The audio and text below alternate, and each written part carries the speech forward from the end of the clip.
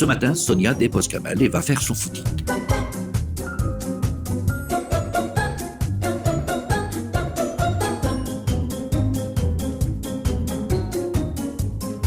Tout d'un coup, son téléphone sonne.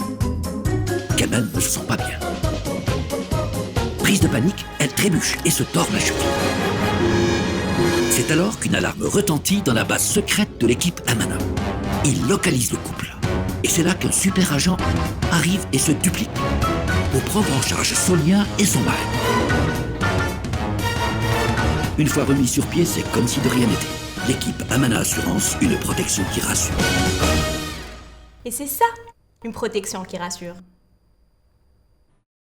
Amana, likum ou li'azaza likum. L'émission L'Entretien vous est présentée grâce au soutien de notre sponsor et partenaire Amana Assurance. Amana Assurance, assurance de personnes, prévoyance, santé et voyage. www.amana.dz.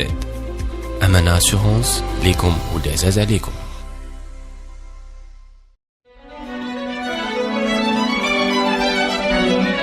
Pour bien s'entendre, il faut bien s'écouter. Rendez-vous sur M, la petite radio du Grand Maghreb. Amis auditeurs de Radio M, bonjour. Nous avons le plaisir d'accueillir ce matin c'est Abdelmajid Attar, ancien PDG de Sonatrach, ancien ministre et consultant en énergie. Monsieur Attar, bonjour. Bonjour. Toujours un plaisir de vous accueillir à c'est partagé. À Radio M, en particulier dans ce contexte festif de la révolution en marche en Algérie. Ça fait toujours plaisir. Mais nous allons aborder avec vous des sujets sérieux. On va aborder entre guillemets, le capital géologique de l'Algérie, sa capacité à être un grand acteur énergétique, ce qui a fait son identité économique pendant 40 ans, depuis l'indépendance, même au-delà. Et on va se poser la question de savoir quel est notre avenir énergétique et quel est notre avenir de partenaire fournisseur d'une partie de notre voisinage en produits énergétiques dans les prochaines années. Cette question se pose aussi pour les fournitures. Ça va continuer, hein. Ça va continuer, évidemment. Les hydrocarbures. Alors, les hydrocarbures, première question. Est-ce que le secteur des nouvelles que vous avez dans de ce qui remonte, est-ce que le secteur a été impacté par les derniers mouvements de grève et par le cours du mouvement populaire actuel? Je dis, il y a vis-à-vis de l'extérieur, oui, il y a un impact, hein, qu'on le veuille ou non. Vous savez, à chaque fois qu'il y a un mouvement ou un début de révolution, pareil, c'est une véritable révolution qu'il y a en ce moment en Algérie. Il va de soi que vis-à-vis de l'extérieur en matière de partenariat, il y a une réaction qui est tout à fait normale.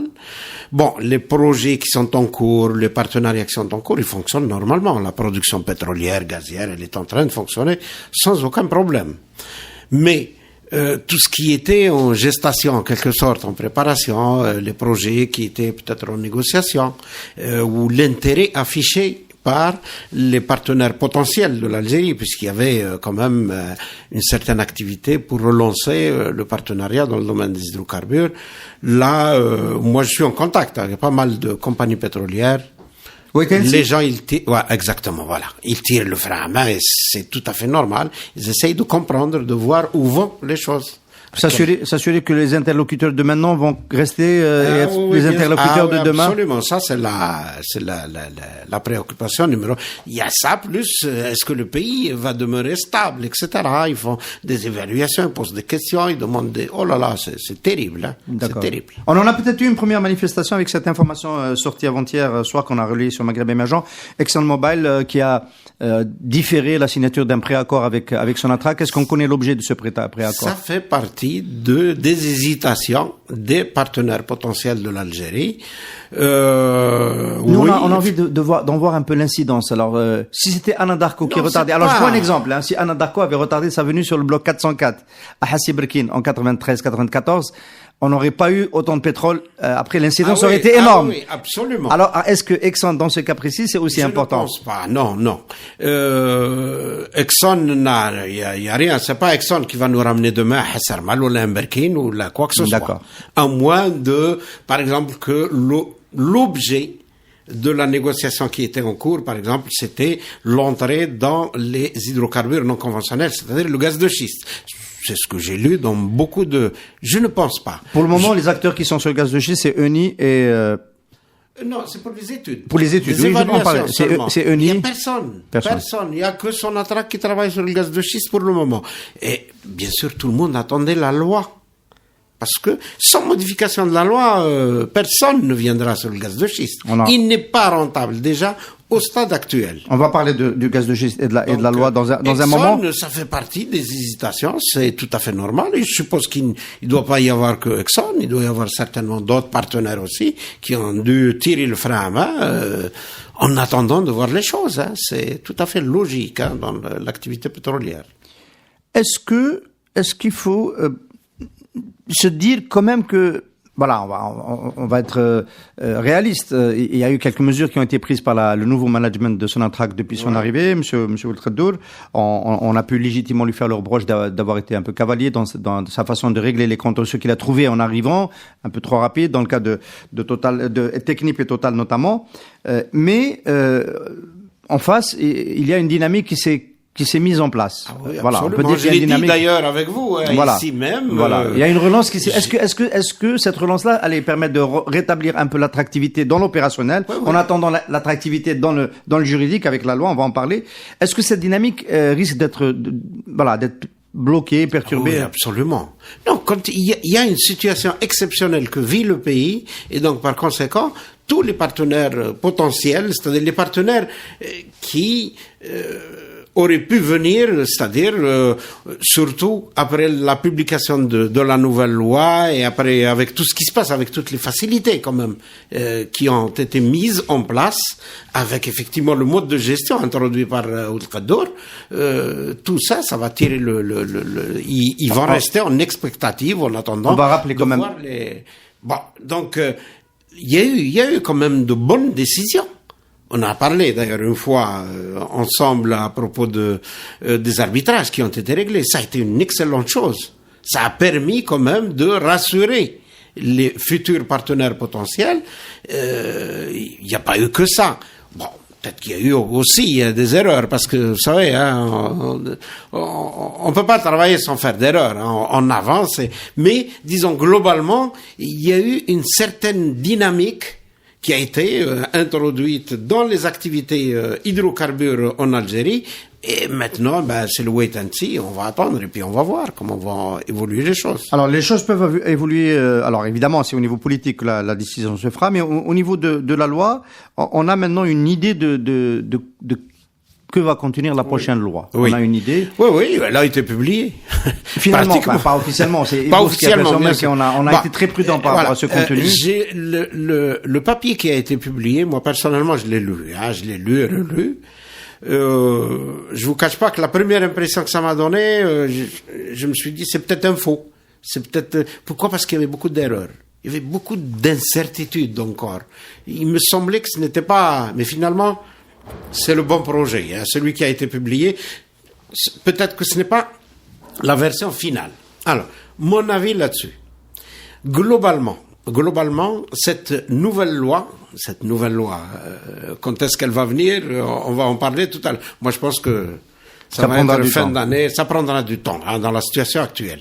Oui, parce qu'il faut une assemblée pour l'adopter. Il faut un gouvernement d'abord. Pour l'adopter. Il faut la présenter, Conseil de ministres, l'Assemblée, etc., etc. Et ça, c'est des choses qui vont pas arriver avant la fin de l'année ou peut-être même l'année prochaine. Mais en gros, on peut dire que dans l'architecture de cette loi-là, on revient à la loi de 90. Exactement. C'est ce que j'allais vous dire. En gros, d'abord, elle est plus courte, elle est plus simple. Elle a été simplifiée. Ce qui est une bonne chose. La loi de 2005, la loi amendée en 2006, amendée encore en 2013, elle était très compliquée. Elle allait dans le détail des choses. Et quand vous allez dans le détail, vous encombrez, vous rendez les choses difficilement négociables, difficiles. On peut pas faire la promotion de quelque chose de pareil, avec ces détails. Là, ils l'ont simplifié, très simple, la loi. On revient au système 86-14, que personnellement j'ai toujours défendu. C'est la loi qui a donné les meilleurs résultats dans le secteur pétrolier. C'est celle-là qui a permis de renouveler les réserves en hydrocarbures au cours de, tenez-vous bien, au cours de la décennie noire. Donc, on revient aux 3 contrats, c'est-à-dire le contrat de participation, le PSC, c'est-à-dire le contrat de partage de production, le PSC, qui est adoré par les compagnies pétrolières à travers le monde entier, pas seulement en Algérie, et le contrat de service à risque, parce que il y a des gens qui peuvent être intéressés, mais en général c'est le PSC. Donc ça c'est le premier résultat que. Il y a aussi la deuxième chose qui est positive que j'ai constatée, c'est une réduction de la fiscalité. Bon, beaucoup de gens qui vont me dire comment réduction de fiscalité, il n'y a pas de quoi être content. Si, moi je dis si. Si on veut continuer la recherche, si on veut renouveler nos réserves, si on veut s'attaquer à ce qui reste à découvrir, qui est complexe, difficile, qui nécessite plus de technologie, plus de savoir-faire, beaucoup d'investissements, conventionnels ou non conventionnels, avec la fiscalité actuelle, il faudrait à ce moment-là que Sonatrach prenne le risque seul. Or, à mon avis, avec la situation actuelle, le prix du baril, qui n'ira pas loin, il faut pas croire qu'on va revenir aux 140 ou 150 dollars. Peut-être dans 10 ans, là, quand il y aura peut-être pas assez de pétrole ou pas assez de pétrole, le gaz, il y en aura toujours. Donc, Sonatrach ne peut pas supporter cela. On a mis longtemps pour arriver à cette conclusion. 15 ans pour se rendre compte que l'attractivité était quand même. Et l'amendement de Yousfi en 2013, il devait pas régler cette question de la fiscalité? Si, mais il n'a pas touché à la fiscalité, pas beaucoup. Il a laissé le même type de contrat. Il a laissé le même type de gestion, en quelque sorte, de l'activité. Centralisation des décisions. Donc, automatiquement... Voilà. Et là, il y a un vrai mouvement. Et puis, il y a le baril. Il faut dire que le baril aussi, la chute du baril en 2014, elle a mis par terre, pratiquement, toutes les améliorations introduites par Yousfi. Voilà. C'est le principal, l'échec de l'amendement de 2013, c'est la chute du baril. Alors, je reviens à la loi. À la loi, oui, on est toujours sur la loi, oui. La fiscalité. Donc, je disais que là, ils ont baissé, je peux même vous donner des chiffres, de toute façon, c'est inscrit dans par exemple, la redevance qui, pratiquement pouvait atteindre 20%, maintenant, elle est 10%. Ils l'ont diminué de moitié. L'impôt pétrolier qui est entre 20 et 50 au lieu de 20 à 70%. Il y a une formule de calcul, je vais pas rentrer dans les détails. Et puis, l'impôt sur le revenu, c'est-à-dire la fameuse, l'impôt complémentaire sur le revenu actuellement, dans la loi actuelle. Il va devenir un impôt sur le revenu qui est de 30%. Avant, il pouvait atteindre 80%. Et là, j'estime que c'est une réduction qui encourage le partenariat, qui encourage, par exemple, la recherche dans les zones où on n'est pas parti, là où c'est complexe, c'est difficile, ça nécessite beaucoup d'investissement. Et il y a même des taux de réduction pour ce qui est encore plus complexe, c'est-à-dire les non conventionnels. La fiscalité est encore plus basse. Ce qui est normal. Ce qui est normal, à mon avis. Compte tenu de la complexité de l'activité. Absolument. Donc, alors, ça, c'est ce qu'il y a de bon. Dans l'architecture de la loi. Mais il y a d'autres choses j'ai constaté qu'il y avait beaucoup d'imperfections ou peut-être, par exemple, c'est pour ça que au début, je pensais que c'était un brouillon. Par exemple, je vous donne un exemple. Al-Naft, elle a gardé exactement les mêmes prérogatives. Parfois, c'est le régulateur. Voilà, le régulateur, c'est l'ARH. C'est l'ARH, oui. Ou Al-Naft, c'est la gestion du domaine minier, des réserves, etc. Elle avait beaucoup et là, par exemple, un détail. Avant, elle pouvait contrôler la production pour calculer la redevance qui lui était versée pour être reversée au trésor. Al-Naft ne peut plus contrôler la production. J'ai l'impression que le système fiscal qui est en train d'être introduit, il est déclaratif maintenant. Quelque part, on dit c'est pour diminuer la bureaucratie ou, par exemple, les contraintes vis-à-vis des opérateurs, bien que tout le monde va aller vers le PSC. Et dans le PSC, c'est Sonatrach qui paye les impôts. Le partenaire, maintenant, il est comme avant. Absolument. Il est complètement libéré à cause de la bureaucratie et tout ça. Et donc, c'est peut-être, en réfléchissant à cela, que... mais on aurait pu laisser on aurait pu quand même laisser Al-Naft suivre quand même, parce qu'elle est responsable de la mise à un niveau de renouvellement des réserves. Le mécanisme d'attribution des permis de recherche, c'est toujours par appel d'offres? C'est Al-Naft. Oui. On parle d'appel d'offres, mais le gré à gré est possible. D'accord. Le gré à gré est tout à fait possible. D'accord. Donc c'est une grande réforme. C'est une grande réforme, mais attention. Paradoxalement, peut-être la révolution va commencer par une réforme oui. du secteur de l'énergie. On n'aura pas beaucoup. Mais il y a des choses qui manquent. La transformation, par exemple, n'est plus définie. Je n'ai pas compris pourquoi. Il y a, par exemple, moi, je me pose, il y a des points d'interrogation. Je n'ai pas de réponse. Bien sûr, c'est légitime. Dans le PSC, autrefois, partage production. Le partenaire a le droit jusqu'à 49% de la part de la production. Il ne peut pas prendre plus de 49%. C'est pas une question de 51-49 d'ailleurs. Dans le PSC, il n'y a pas de 51-49. Le taux de participation de Sonatrach peut être inférieur à 51. Ça pose aucun problème. Mais dans le partage de la production, le partenaire ne peut pas prendre plus de 49%. Et dans ce projet de loi, on dit il ne peut pas prendre plus de 49% de la production totale du gisement. Moi, je pose la question. La production totale... On la connaît à la fin. Non, exactement. Alors, c'est la production totale du gisement, de la période de partenariat. Il faut préciser. Ouais. Dans la loi 86, c'était la production totale annuelle. Annuelle, oui, bien sûr. C'est pour ça que j'ai dit on peut la connaître. Dans cette loi, c'est pas précisé. Et ça, c'est dangereux. D'accord. C'est ce qui donne généralement. C'est ce que nous aimons chez vous, Abdelmajid Atta, c'est que vous dites les choses qui vous paraissent correctes et vous dites les choses qui vous paraissent douteuses et qui peuvent poser problème et en toute sérénité. Et ça peut faire avancer le débat. Donc c'est pas un chèque en blanc, même si la loi va globalement elle est bonne. Parce que l'enjeu c'est quand même. Mais à mon avis, il faut rétablir l'attractivité de l'amont pétrolier algérien, qui est un amont considérable. Absolument. Et qui est à la traîne dans le monde. C'est quand même pas normal. Tout à fait. C'est pas normal. Oui, non, c'est beaucoup de choses à faire. Alors, vous avez présenté en conférence à Oran pour la semaine d'exposition de l'événement NAPEC un papier qu'on a publié sur Maghreb Émergent, que j'ai trouvé personnellement assez alarmant, qui nous montre en gros toutes les difficultés vers lesquelles nous nous acheminons compte tenu de la situation actuelle, de ce qui s'est passé d'ailleurs ces dernières années, le non-renouvellement des réserves à cause de la faible attractivité de l'amont pétrolier algérien. Et dans votre papier, on voit très bien que les réserves ont cessé d'être renouvelées, et il y a notamment sur les liquides, il y a des inquiétudes à avoir, mais pas seulement. Pas seulement, non, même le gaz. Même le gaz. Même le gaz, c'est-à-dire si on ne parle que de conventionnel. Il faut se rendre compte de la réalité. Il n'y a qu'à regarder les courbes de production, par exemple.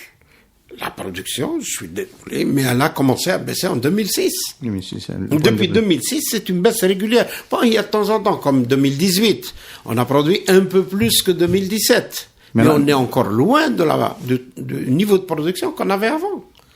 Donc, ça, c'est une chose. Pourquoi ça a baissé? Et il faut se poser des questions. Tout simplement, on a continué à produire à partir des gisements qui existaient bien avant la loi de toute façon de 86. Et bien sûr, des gisements qui ont été découverts dans le bassin de Berkine grâce à la loi de 86-14. Mais même ces gisements, je vais vous dire une chose, les gisements découverts dans le bassin de Berkine, ils sont déjà en déplétion.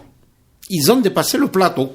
Parce qu'un gisement, vous savez, il y a une montée, il y a un plateau, c'est-à-dire qui dépend de la taille du gisement. Mise en exploitation en 1994 à peu près, oui, à peu près à on est déjà cette époque. Bien, il a un plateau de 10, 15 ans, 10 ans. C'est rare de trouver un gisement qui dépasse maintenant les 15 ou 20 ans de 94 aujourd'hui. Ça fait combien là? Ça fait 25 ans. Oui. Ça fait 25 ans. Et bien, Hassi Berkine, Ougroud, etc., ils ont dépassé le plateau. C'est-à-dire qu'ils ne peuvent pas augmenter. Leur production ne peut que diminuer avec le temps. Bon, parfois, on investit, on fait du boosting, etc., on passe à la récupération secondaire, tertiaire, etc., pour améliorer la production. On fracture. Comme à Hassim Saoud, par exemple, qui est un gisement géant. Il y a beaucoup de choses à faire à Hassim Saoud. Mais irrémédiablement, la production baisse avec le temps. Elle ne peut pas.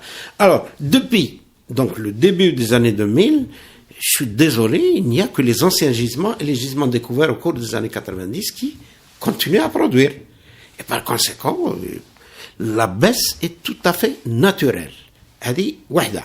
Deuxièmement, la baisse, parce que on a pris énormément de retard justement en matière de récupération secondaire, modification des techniques de récupération. Alors ça, c'est du management, c'est un problème de management. C'est un problème de management. Parce qu'il n'y avait pas lieu de changer de cadre légal. C'est bien beau de dire management, par exemple, bon, moi aussi j'étais là-bas et on peut me reprocher pas mal de choses, etc.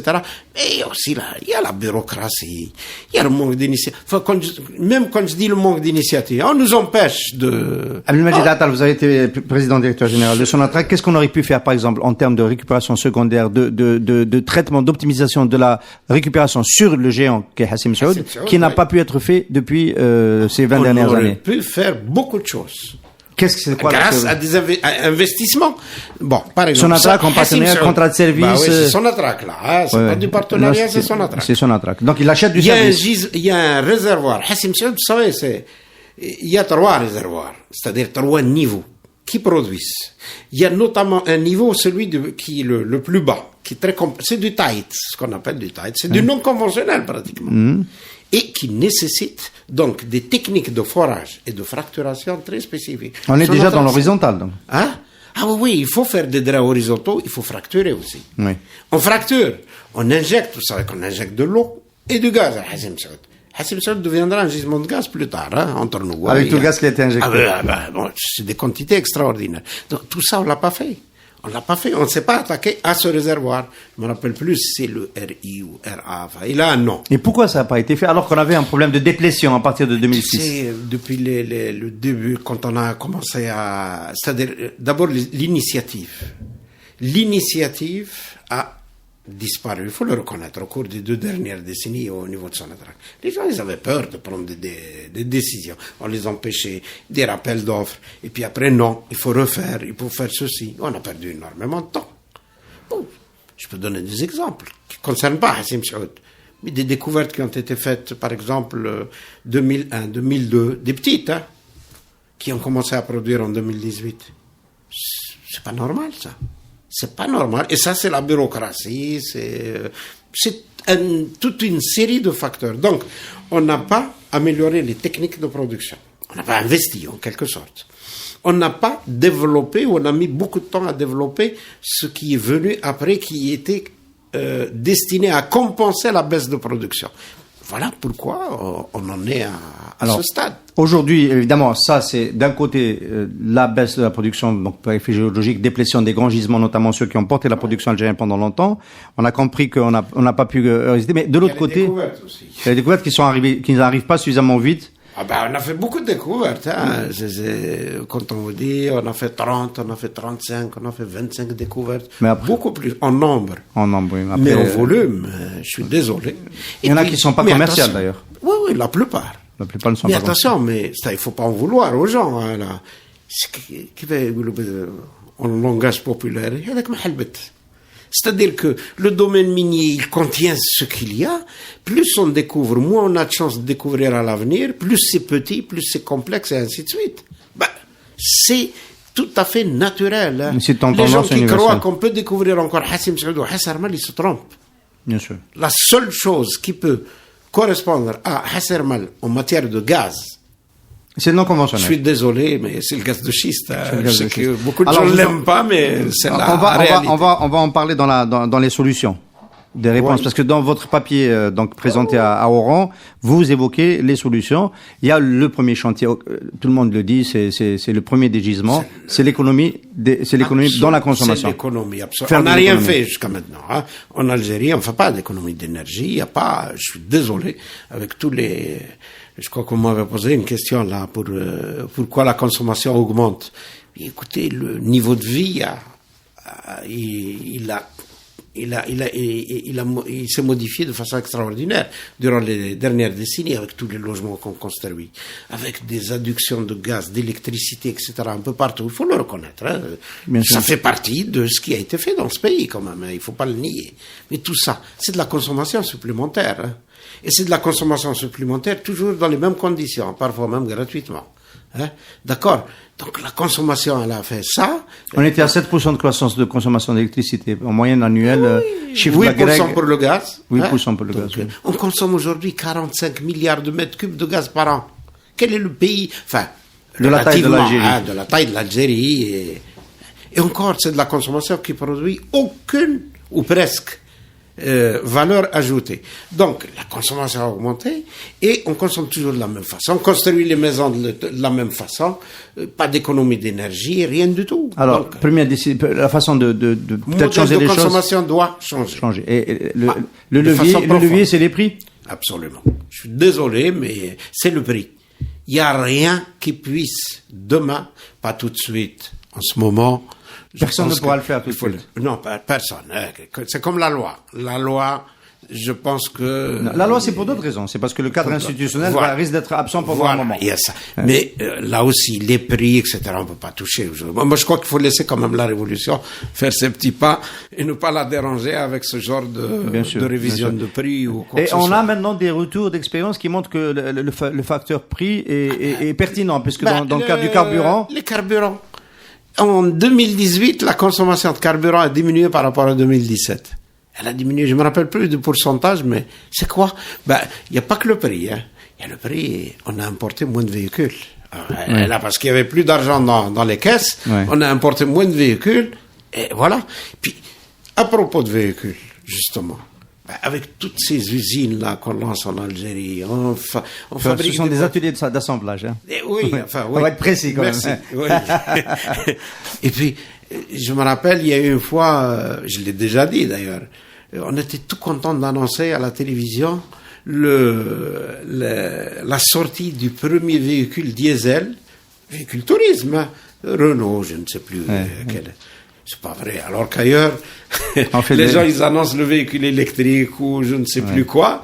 Et nous, on a... Non, c'est... Donc, en termes d'orientation, effectivement, c'est... Voilà. Ça donc, c'est le modèle. Hein, alors, le modèle, évidemment, c'est les économies, absolument. Le modèle. Alors, ça, ensuite, construire ce fameux mix énergétique dans le modèle. Et là, voilà, il y a le chantier du renouvelable qui est un souffre, qui est une plaie. Parce on s'est vu très beau avec 22 gigawatts lancés en 2011. Même pas 400 mégawatts, même pas 500, je dirais, hein, puisqu'il y a quand même des... Voilà. Sur le document, il y avait 350. Hein. Non, depuis... Il date pas de longtemps, le document, il date d'il y a 15 jours. Hein. Il y a 15 jours, Non, 350... On n'a pas fait 150 mégawatts d'électricité verte. Quand on rajoute les petits trucs, le CDR ou les machins, etc., on arrive à 400 et quelques, etc. Mais le vrai, ce qui est géré, les 350, c'est ce qui est déclaré par Sonegaz. Pas Sonegaz, oui. Et à 2028, on dit qu'il y aura 7000 mégawatts qui vont arriver dans le renouvelable. 6000.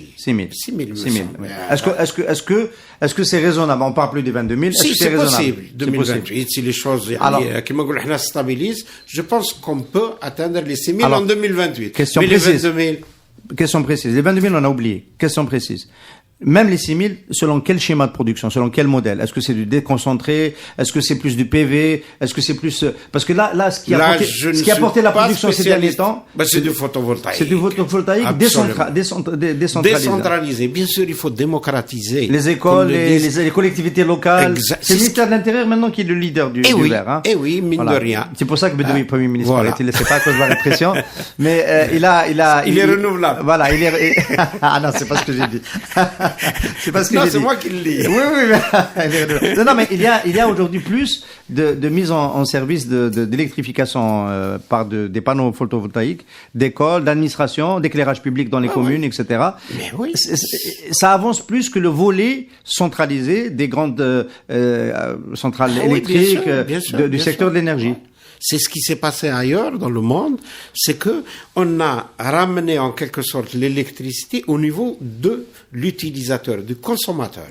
Elle est produite par lui ou à côté de lui. Et donc, imagine un petit peu toutes les écoles, toutes les universités, tous les établissements publics. Rien que les établissements publics, ça peut produire une quantité d'énergie extraordinaire et donc une économie de gaz, etc. Alors tout à l'heure, on a parlé du virage raté de M. Yousfi dans la révision de la loi 2013. Circonstance atténuante, c'est la chute du prix du pétrole après qui a affaibli. C'était bien de le rappeler. Est-ce qu'on n'a pas perdu aussi du temps avec l'appel d'offres de M. Nordin Boutelfa, ministre de l'énergie, qui nous a un peu avec 4000 mégawatts en 3 tranches et sur lesquels on est resté planté pendant 2 ans. Faut dire que le schéma. Le problème, c'était associer les producteurs à la production des intrants, des composants. Il fallait que les phrases. C'était l'obligation faite aux investisseurs de fabriquer les équipements ici. Bien. en elle-même, c'est une bonne chose. Mais simplement, comment peut-on faire un appel d'offres, par exemple, sur 4500, mais éclaté en plusieurs lots, attention, c'est pas 4000, en 3 lots, d'accord? Et donc, ce qui veut dire possibilité de sélectionner 3 opérateurs ou 3 partenaires. Et quelqu'un qui vient pour faire, par exemple, 1200 ou mégawatts en Algérie, et vous lui dites, il faut installer une usine pour fabriquer ceci ou cela.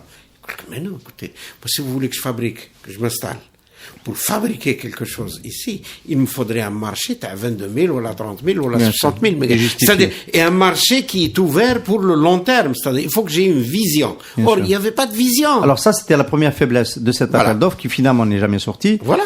Et l'autre faiblesse, on dit, évidemment, le FCE l'avait pointé, c'était la part qu'il laissait au privé algérien qui était très faible, 6%.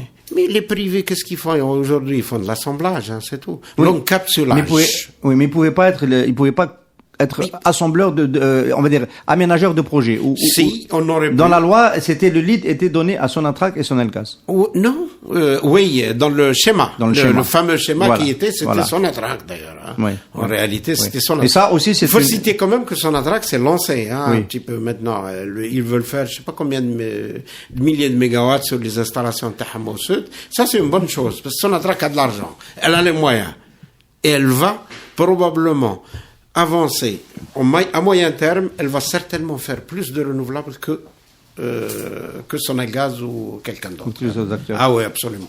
Enfin, on est là aussi dans un schéma plutôt classique. Ailleurs dans le monde, ce sont les grands pétroliers qui sont devenus des grands acteurs, BP et d'autres. BP, Total, du renouvelable. Eni, etc. Absolument.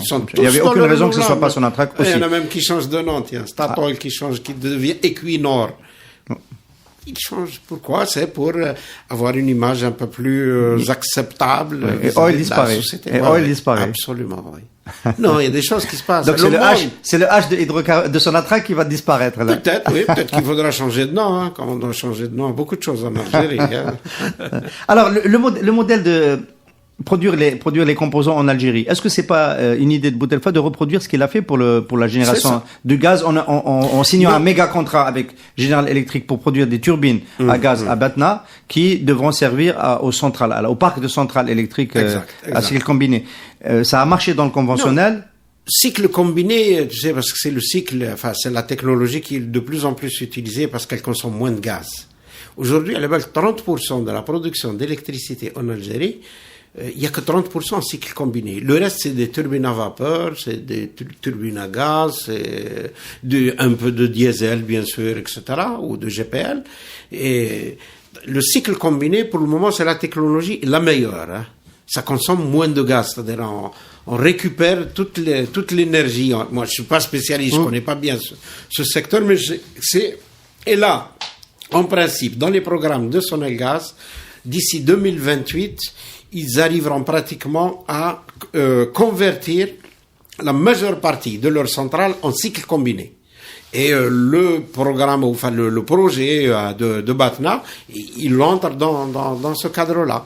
Enfin, ils espèrent même exporter. Mais est-ce que c'est pas ça qui a gêné l'émergence du programme renouvelable? Parce qu'on se dit que si on a prévu de générer... Non.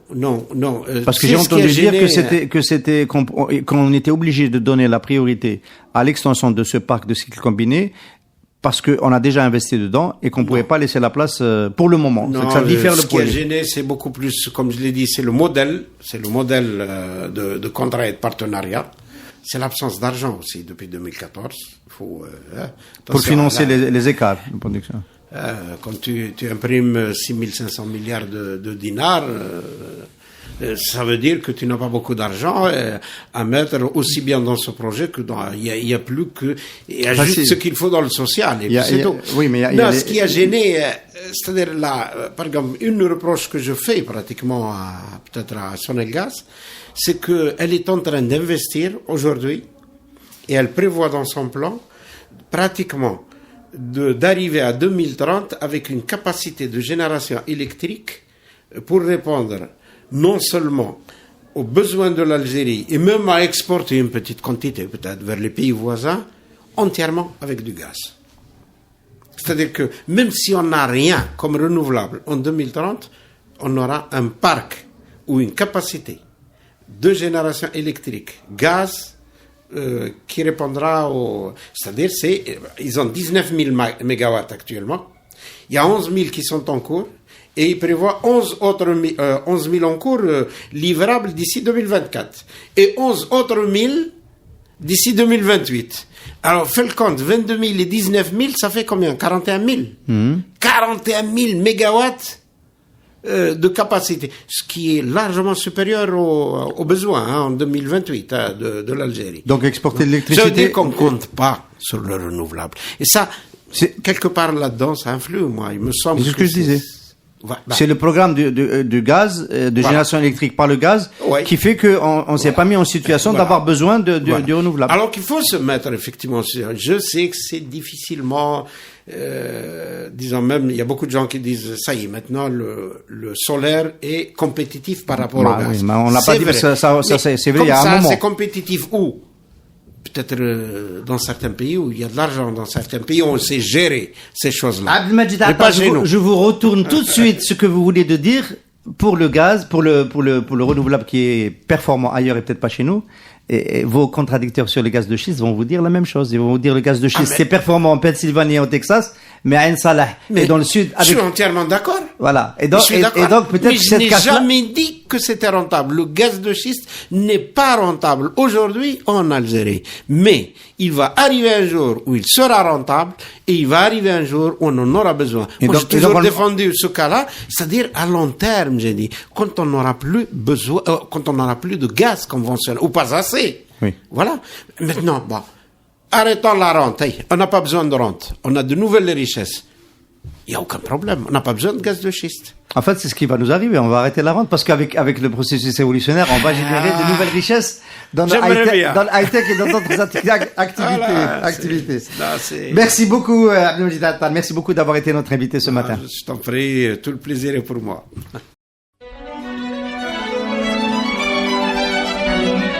Pour bien s'entendre, il faut bien s'écouter. Rendez-vous sur M, la petite radio du Grand Maghreb. L'émission L'Entretien vous est présentée grâce au soutien de notre sponsor et partenaire Amana Assurance. Amana Assurance, assurance de personnes, prévoyance, santé et voyage. www.amana.dz. Amana Assurance, lekum ou des azalekum. Ce matin, Sonia dépose Kamel et va faire son footing.